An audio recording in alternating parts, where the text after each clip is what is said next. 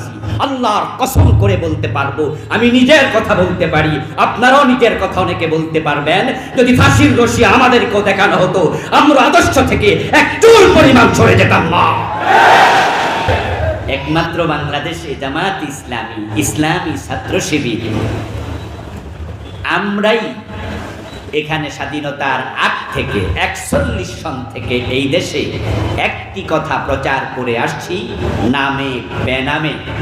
আজকে নাম নিয়ে প্রোগ্রাম করা যাচ্ছে, গত 15 বছর নাম নিয়ে করা যায়নি, কিন্তু আমাদের প্রচারণা থামেনি। আমরা সব মানুষকে বলিষ্ঠ কণ্ঠে বলে এসেছি, রাসূল ছাড়া কাউকে আমরা আদর্শ মানি না। তিনি আমাদের উসওয়া, কদওয়া, ইমাম, লিডার, সাইয়্যিদ, নামুযাজ, আইডল। আল্লাহ